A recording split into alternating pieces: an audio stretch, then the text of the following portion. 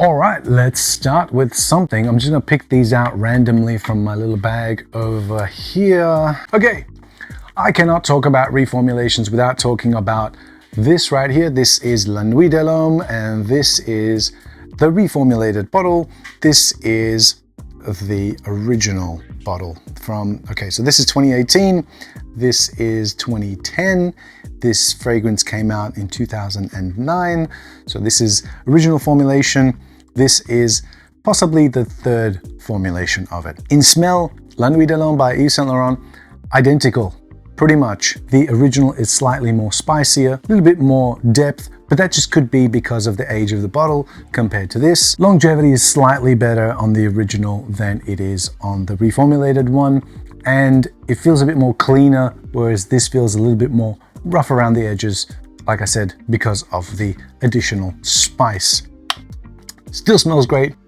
I still have very little left of both. These were full when I had them. Oh, and one way to tell is if you want to have a quick look under the atomizer. Atomizer is a really good way to tell. You can see, probably if you zoom in, that one of them, the one on this side here, has a little bit of a difference in the atomizer where the straw meets the spray mechanism. The older ones have that thing on it. The newer ones do not. Whilst we're on the topic of Yves Saint Laurent, that fragrance was a flanker of this fragrance right here, which is L'Homme. This came out in 2006, and the way you can tell is it's got the hollow cap inside. This is metallic. The later ones are plasticky, and it's a heft more heavier. This also has a wider neck on the atomizer. And of course the batch code begins with a 6, and it's a 4-digit batch code, and therefore it is the original formulation. I do have a reformulated version here, again, from 2018, I believe. It's a 200 ml. This one, I feel there is quite a bit of a difference. I have worn this quite a bit. I bought this brand new, retail as a matter of fact. The original is a lot more spicier. It eluded me for quite some time, but then I got this, I was gonna say last year, but we're in 2025 now. I bought this in December 2023, finally found it, brand new, unopened. And then a few months later, I was able to find this, which is something I've been looking for quite some time. This is the limited edition Jean Nouvel designed bottle of L'Homme. Again, it is an original formulation because this came out in 2009. It's got the same hexagonal cap. However, the design of the bottle is like this, and it opens like that. And you spray in like this. Oh, it's so much better than the original, than the reformulated version.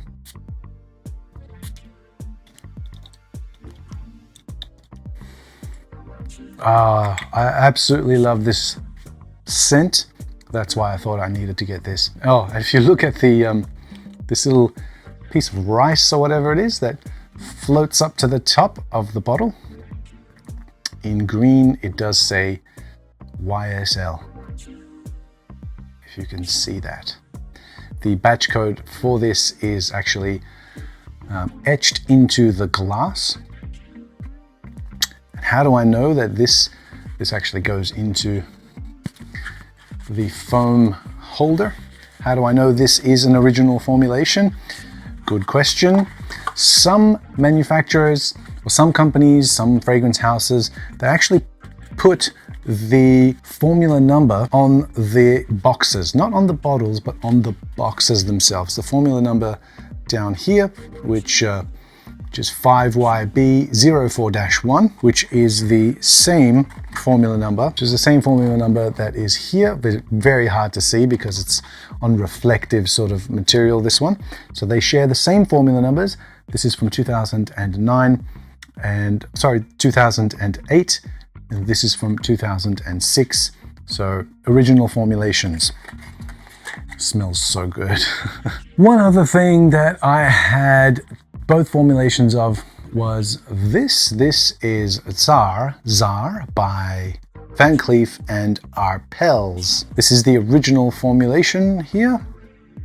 And you can tell that by the text that is on the bottle, the way that they actually, the font that they use to write Tsar is different from original formulation to third formulation. There was 3 formulations.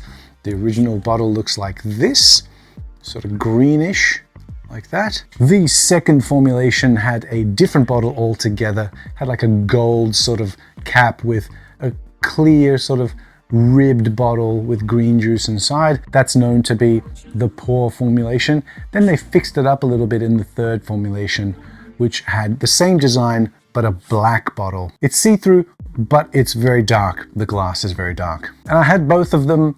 I sold that one because it felt like, yes, it was Tsar, but it was missing something that was in here. And the thing that it was missing was real oak moss. It is noticeable for someone like me, especially when you've got 2 of them and you're comparing them together. Tsar on its own third formulation, great fragrance.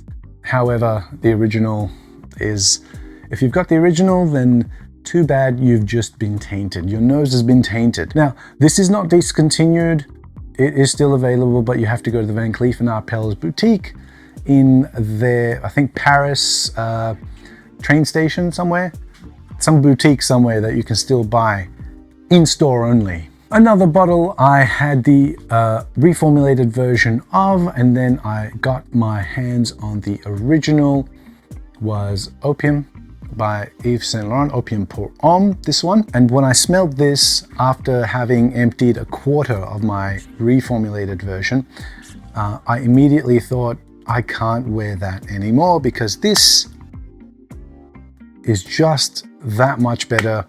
I did film that, it's in a video, and my reaction to it is genuine when I actually smelled it. It made me laugh and giggle. I sold that one, I kept this one, and I use it every now and then because I don't use it often, because I did start using it, and then that's the thing. Unless you have a steady supply of it, of something that you love, you're gonna run out of it really quickly.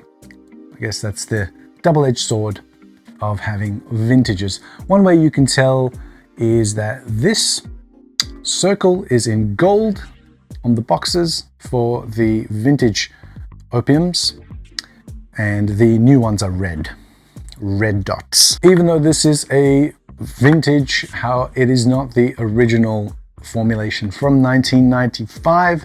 This is actually much later on, could be 2009 as a matter of fact. That's that. One fragrance that I had in the mid-90s as a young man growing up was the inimitable L'Eau Dissey by Issey Miyake. This I got nostalgic for, and a couple months ago I bought myself a bottle and have been burning through it as the weather warms up here in the Australias. It's missing something. As soon as I smelled it, I thought, it's got this weird sort of plasticky, rubbery kind of thing going on in the opening. I hope that dissipates over time. It has slightly dissipated over time. However, it just doesn't feel like it's as crisp and as sharp and citric as that yuzu used to be. I remember having to spray that, a couple of sprays, and it would last me all day in the summer heat, in the summer sun.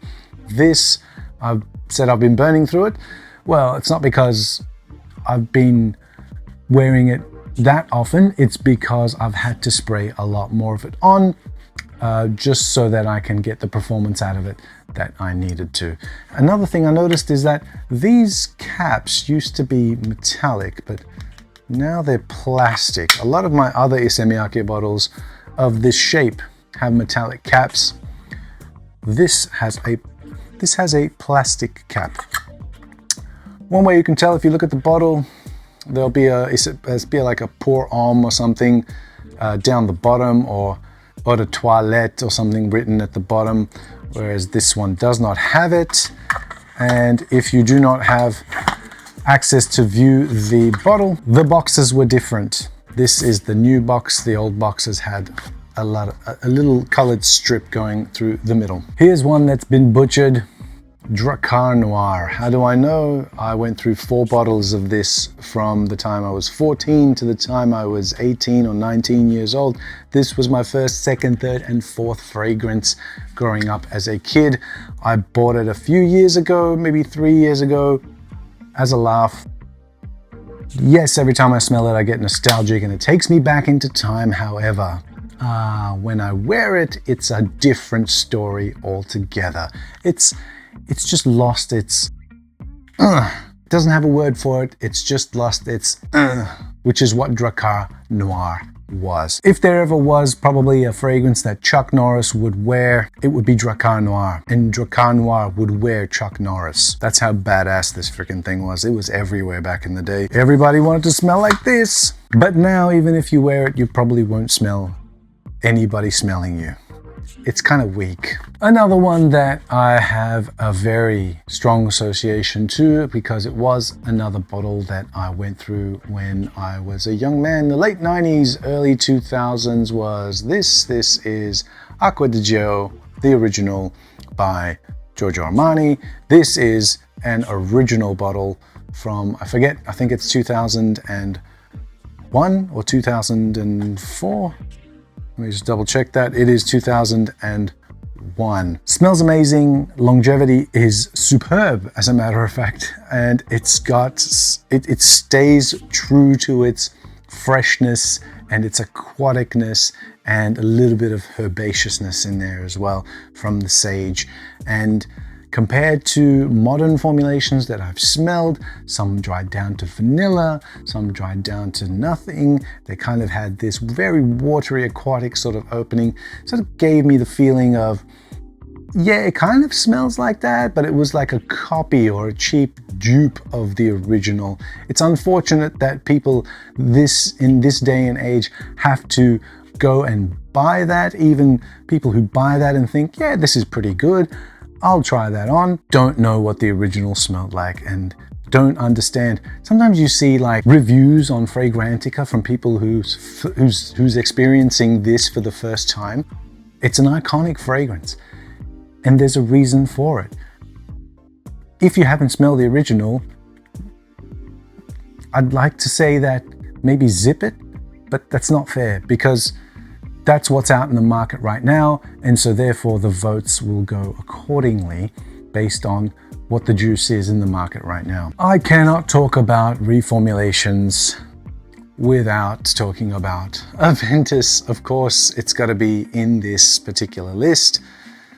This, I don't care. It doesn't seem like they care either. They call the reformulations batch variations. I just call them wait a little bit and you'll see what it's all made of.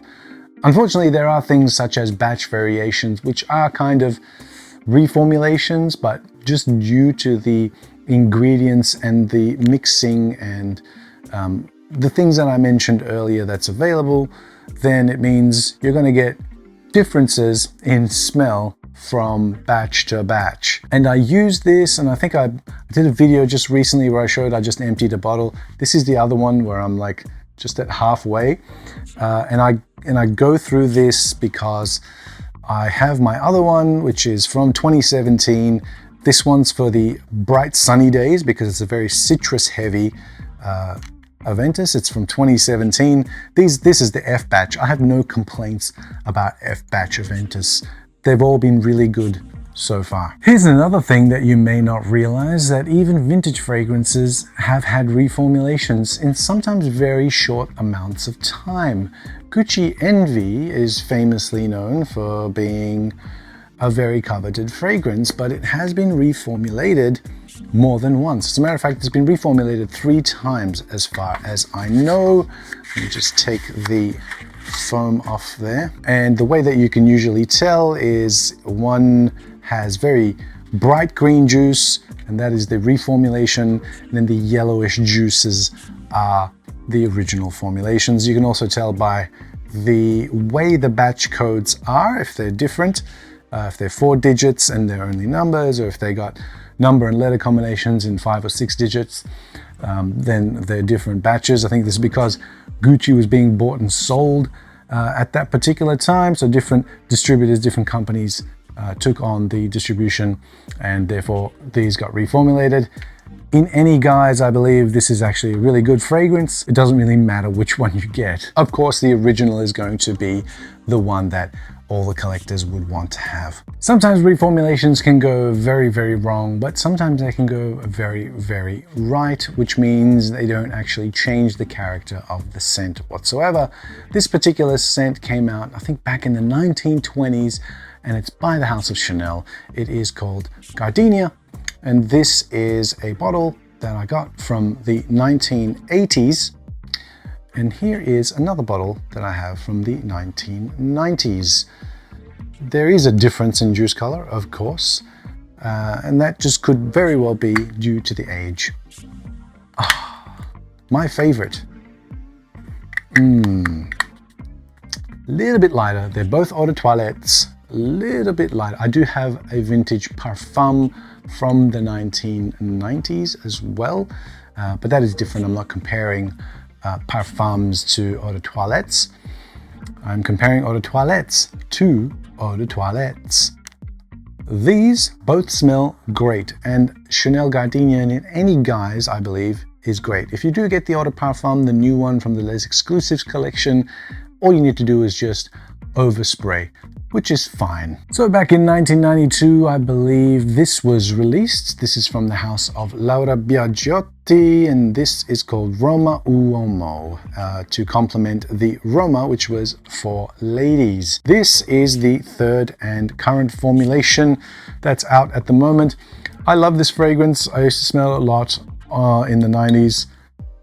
So for a laugh, I thought, let me pick it up again and get nostalgic by smelling it. The opening kind of does smell like the thing that I used to remember. However, the is gone, and the dry down, where this had some beautifully complex benzoin, has been changed.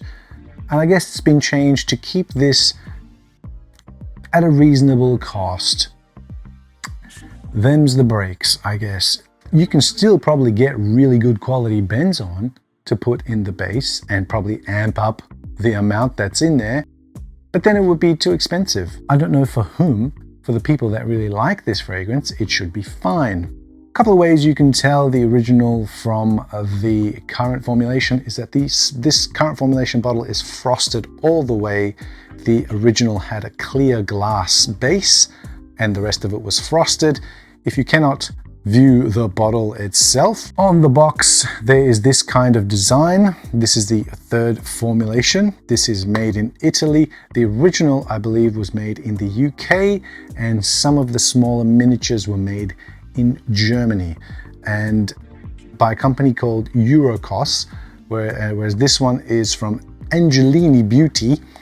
This is the third formulation. The original formulation has a similar looking box, just with a different pattern on the box. The second formulation has a matte box with just the writing on it and a little design. Doesn't look like this at all. What I'm looking for, which is hard to find, is an original formulation of that from the 90s. Want to get that back. Here's one of my favorite fragrances of all time. This is Xeryus Rouge. This was my go-to scent in the mid-2000s. This came out in 1995. And this is the fragrance that I have a lot of memories with. And I thought that it was good. I thought that it was fine. And I bought this bottle, which is a 2019 bottle, and I thought this is okay. And I wore it a few times and I thought, kind of feels like it's fine. Like the reformulation of this has been fine. Until I got my hands on the original, like this, which is a bottle I had in the 90s, sorry, the early 2000s, and wow, it's so completely different. I totally get the red berries and pimentos. They're so in your face and up front, really, really, really strong. It feels like if this was like a light red, this would be a blood burgundy kind of thing. It's just more intense and it's just more fuller and thicker and there's more complexity to it. It's night and day. They've messed this up and I think they've reformulated this again. Now it comes in a clear bottle, not even the red bottle.